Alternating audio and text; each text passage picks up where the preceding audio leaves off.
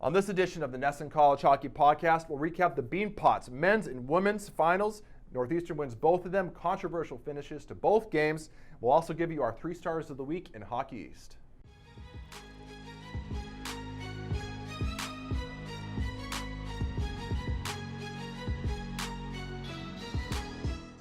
Hello everybody and welcome to another edition of the NESN College Hockey Podcast. I'm Dakota Randall, alongside always Patrick McAvoy. Pat, how are you? I'm good. How are you doing today, Dakota? Just great. We're also joined by Lauren Campbell, NESN.com's Lauren Campbell, who was at the Beanpot, both men's and women's finals over the last couple of days. Lauren, how are you? Welcome back. I'm good. Thanks for having me back. Great. Well, listen, we got a great show for you today. We're going to be focusing mostly on the Beanpot, men's and women's.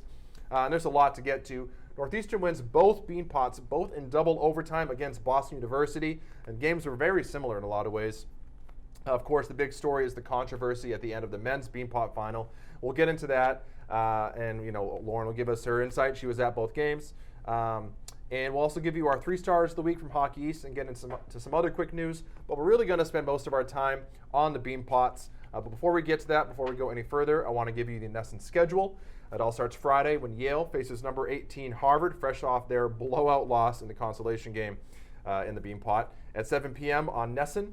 Followed by Boston University at UNH at 7 p.m. on NESN Plus. Then on Saturday, as part of our Super Saturday, tons of college sports, including 3 hockey games. Merrimack at number 7 BC at 4:30 p.m. on NESN. UConn at number 17 Maine at 7:30 p.m. on NESN. Number 11 Lowell at number 12 Northeastern at 8 p.m. on NESN Plus. And then finally, Sunday, 2 women's college hockey games. Vermont at Holy Cross at noon on NESN. And then UNH at number 9 BU at 2:30 p.m. on NESN as well. And remember, all of our Hockey East coverage is brought to you by Rockland Trust, where each relationship matters. So, again, we got a lot to talk about, especially with the Beanpot. And I guess we'll start with the men's game. This was a crazy game.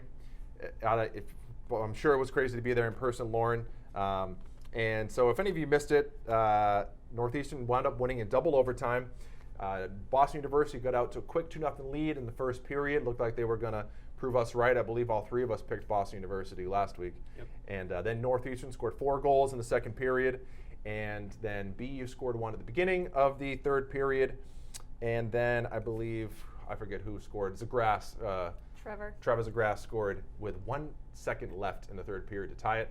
And then we went into double overtime where I forget who scored the game-winning goal for Northeastern. Where Jordan Harris scored on the power play to win the Beanpot for Northeastern. Their 3rd straight Beanpot title. But the controversy is Ryan Shea for Northeastern drew a tripping penalty from Patrick Harper of BU, and it's been a huge talking point. Lauren, just sort of what was the vibe like in the building? I'm sure there was a lot of booing, just in general, some of the reactions after the game. Yeah, BU, obviously their fan section was very unhappy. Albie O'Connell was very unhappy with the call, obviously for reasons, because BU lost.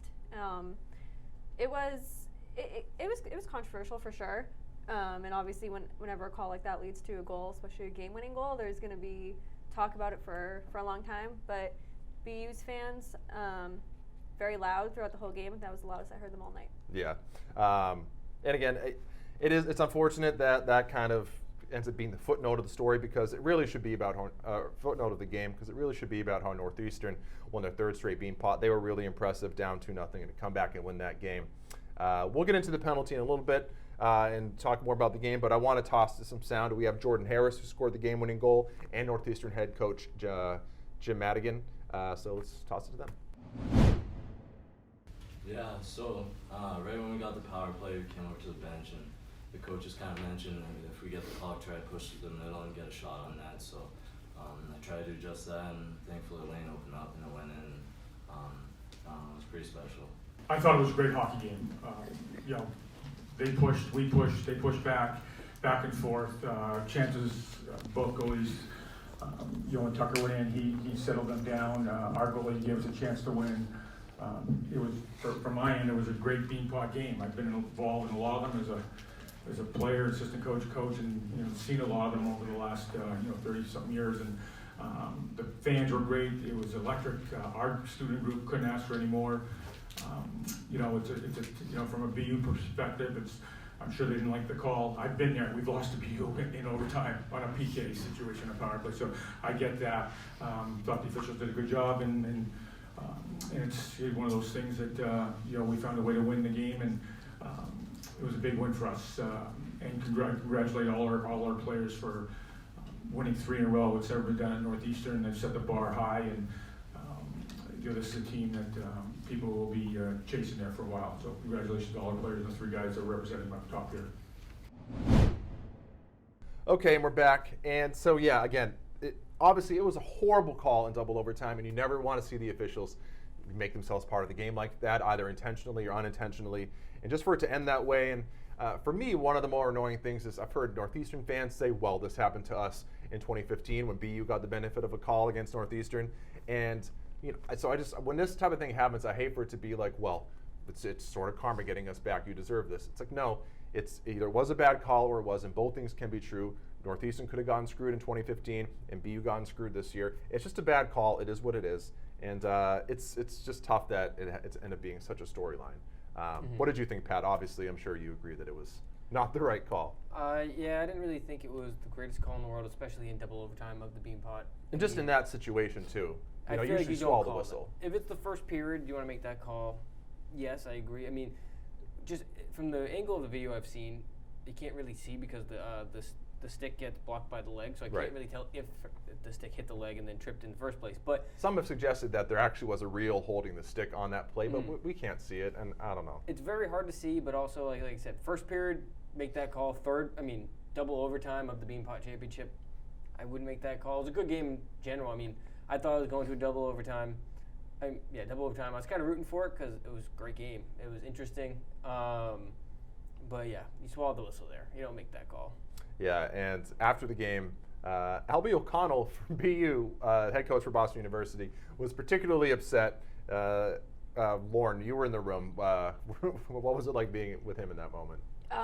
It was crazy. You could hear a pin drop after he was done speaking. His opening statement was like, we played a good game start to finish, took one question, and it was about the penalty, and he didn't like it, and he was upset, and it was tense. It was very tense during his quick 30-second post-game sound, and after that, he got out pretty quick, and nobody really talked after that. Nobody even really turned next to the person next to them and was like, wow, that was crazy. Everyone just kind of stopped what they were doing and like, we're just going to wait now for the next person. And if you ever have seen Albie O'Connell, either in person or on television, he kind of comes across as an intimidating guy.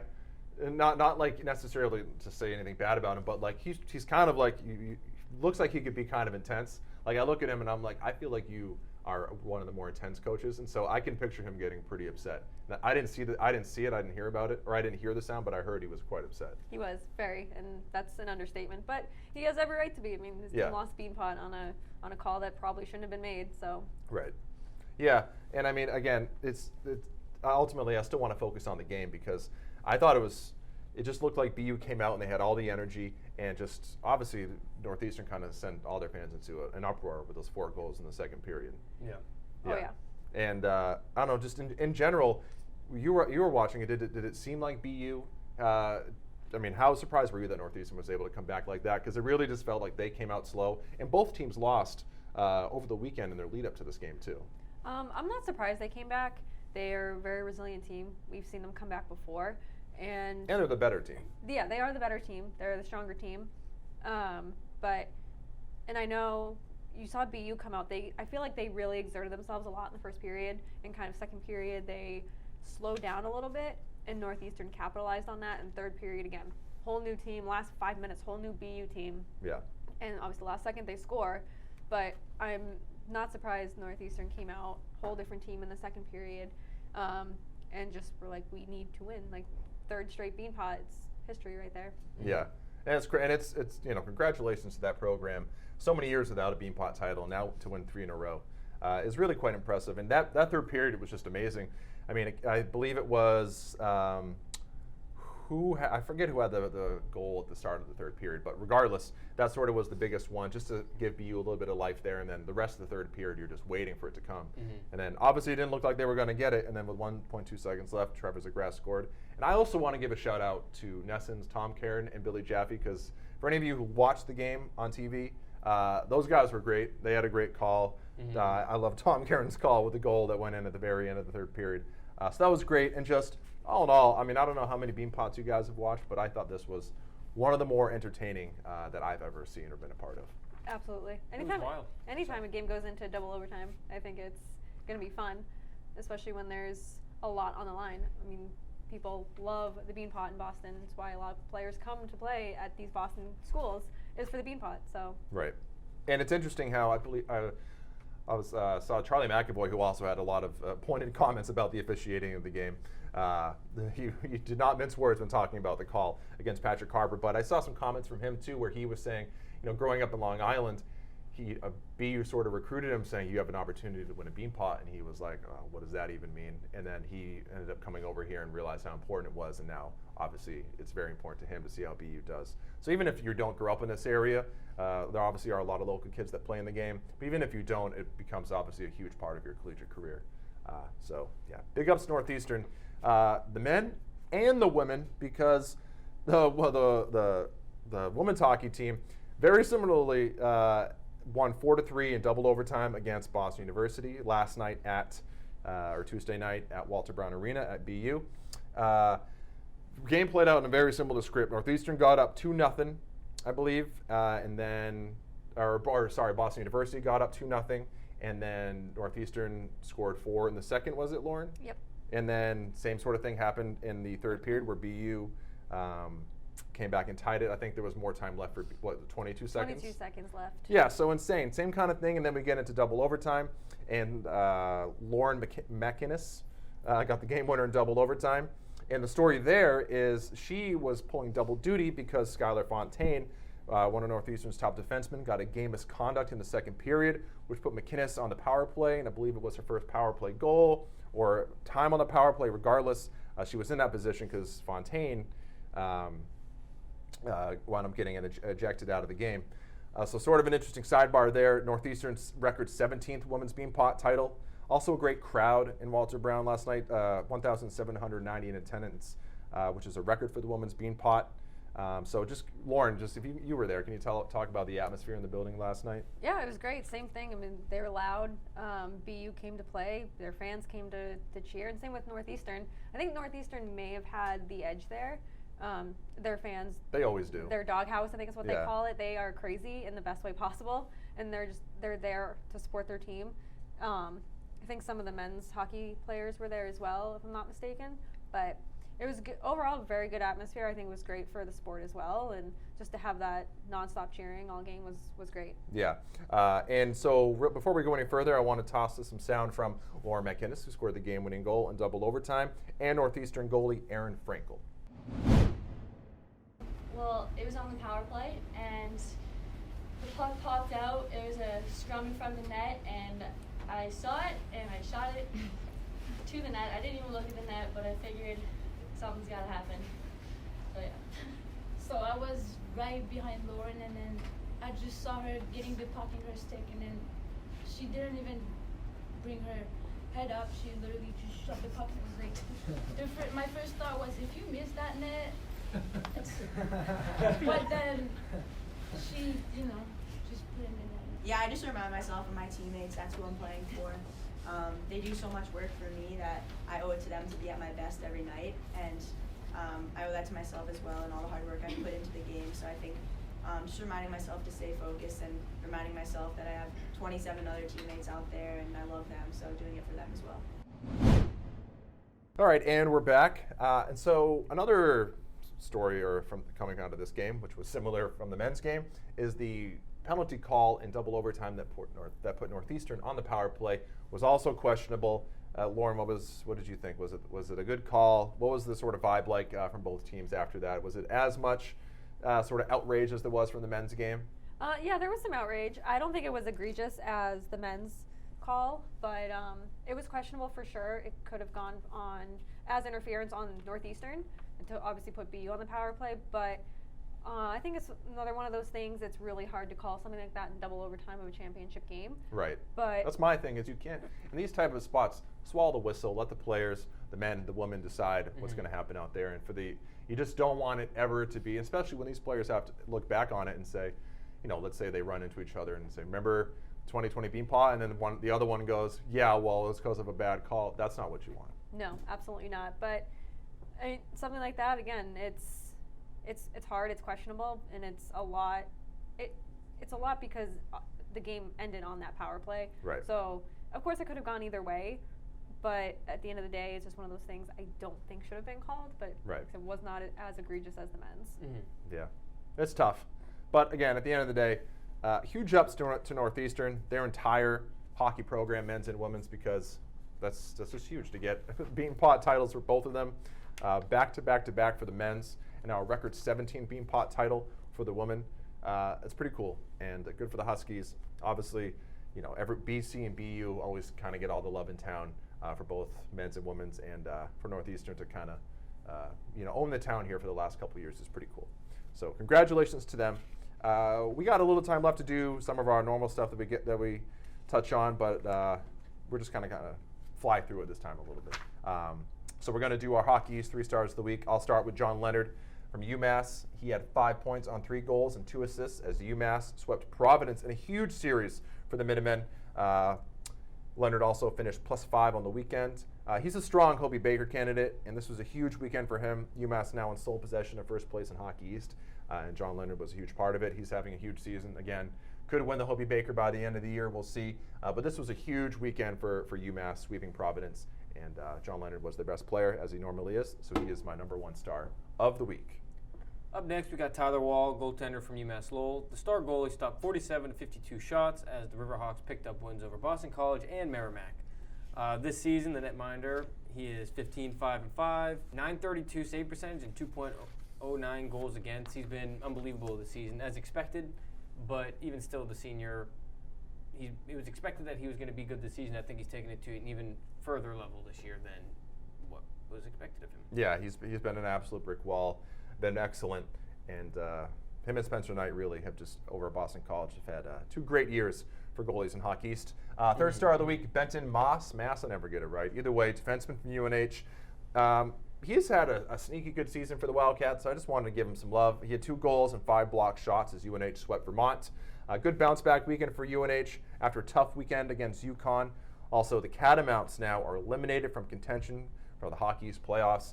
I don't know exactly what the record is, but I believe they have some sort of record right now for the most consecutive games without a win in Hockey East. It's like 18 or something. I'm not sure. I don't want to throw out numbers because I'm not positive, but it's a dubious record nonetheless. And Not what you want. no, tough year for UVM. Hopefully they can figure it out next season, because Hockey East really is at its peak when UVM is really good. They've had some really fun teams over the years, and hopefully they can get back into it. But UNH, on the other hand, they kind of have a bounce back. Benton Maas in the middle of it. And so he is my 3rd star of the week. A couple other games I want to touch on real quick. I mentioned Northeastern lost to Maine over the weekend, and BU lost to Merrimack. So a little bit of a trap game before the Beanpot finale. Wouldn't be the first time we've seen that happen in the past.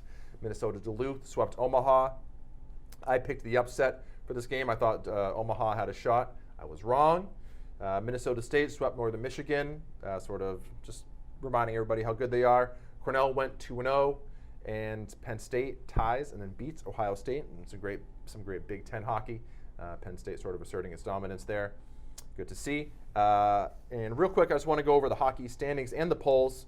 The hockey standings, we mentioned UMass #1, followed by UMass Lowell, BC at 3, Maine all the way up to #4, BU at 5, UNH at 6. They were outside of the playoffs last week, so they're back in. #7, UConn. #8, Providence. And believe it or not, Northeastern, who just won the Beanpot, is just outside at #9. So if the hockey's playoffs started today, Northeastern wouldn't be in the playoffs. Goodness gracious. Which is pretty weird. So yeah, it'll be interesting to see how that one shakes out. Because either way, a good team is not going to make the Hockey's playoffs. It's true, and Merrimack is closer than you would think. Are they? I haven't looked. They're at 10 at 13 points, and tied for 8th right now. You got Providence and UConn with 18, so they're just 5 points away. You're right. They could. Like yeah. that's striking distance. That is striking distance. Actually, good. Yeah. You wouldn't be. The Merrimack has had some sneaky good results this season. So stinks to be Vermont right there, though. Yeah, I know. It's tough for them. Okay, real quick to the polls. North Dakota at number 1. I believe they did not play this weekend, so just by default, they stay number 1. Cornell, number 2. Then Minnesota State, Minnesota Duluth, Clarkson, Denver, Boston College, UMass, Penn State, Arizona State at 10. Lowell, Northeastern, Ohio State, Providence, Quinnipiac, Bemidji State, Maine, number 17, makes their debut in the polls. And then Harvard, Northern Michigan, and Sacred Heart. Pat, do you have any takeaways from this? Mine is that Maine gets into the top 20. You took the words right out of my mouth. Okay. Maine, that's the first thing I wrote about right here. Unranked to number 17 after beating Northeastern. They've won 5 in a row, including they have 2 wins over BC and then 2 over Merrimack. So like stuff's going crazy in Orono right now. Aside from that, Bemidji State's the other one I want to touch upon. Like you mentioned, they moved up from 18 to 16. I believe they had a week off, but so they moved up still. So good on them. And then just on the more negative side, Boston College dropped from 4 to 7 after their loss to UMass Lowell. While they did beat Harvard 7-2, but they dipped a little bit. And I mean, I'm not surprised. They kind of they beat Harvard handily, but they looked shaky against BU 2 weeks ago. While that game was a good game, but they looked kind of shaky. And then they lost to UMass Lowell, so no surprise there. Also worth mentioning that both the men's and women's finals for the Beanpot, both those games go down as ties for NCAA purposes. The final results were just for the Beanpot.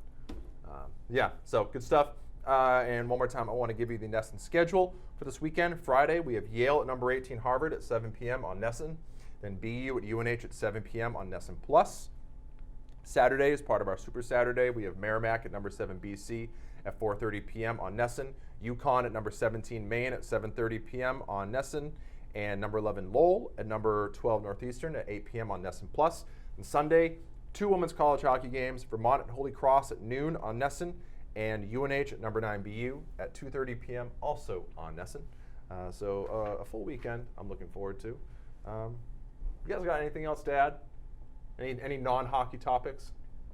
Mookie Betts is a Dodger now. Mookie Betts is officially a Dodger now. That was in limbo last week. When we talked last week, was it still Brusdar Gratterall was coming to the Red Sox, right? Yeah, it hadn't been official, so now it's official. Tough day indeed. Now we got Derek Jeter Downs in Boston.